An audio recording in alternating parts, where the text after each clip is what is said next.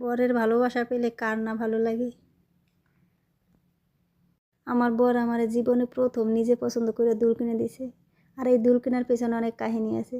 সে আমারে রেখে ঘুরতে গেছে, অনেক জায়গায় ঘুরতে গেছে, সে বাণিজ্য মেলায় গেছে, 300 ফিট গেছে।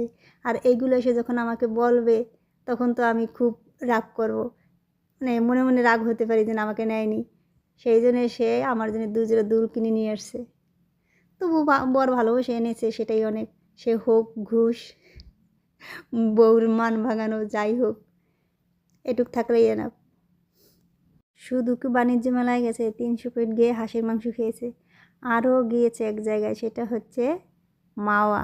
মাওয়া গিয়ে ইলিশ ইলিশ ভাজি, বেগুন ভাজি এগুলো খেয়ে আসছে, আনন্দ করে আসছে। তখন তো মনে মনে আমাকেও অনুভব করছে যে নিয়ে আসিনি সাথে, এগুলো গিয়ে কী করে বলবো। তাই বাণিজ্য মেলা থেকে একটা ঘুষ স্বরূপ 2 জোড়া দুল নিয়ে আসছে।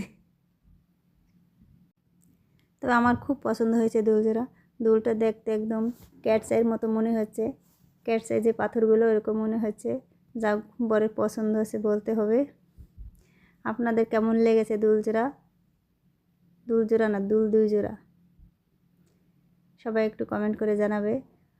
আর কার কার বর আমার বরের মতো এরকম গিফট নিয়ে এসে হাজির হয় বাসায়।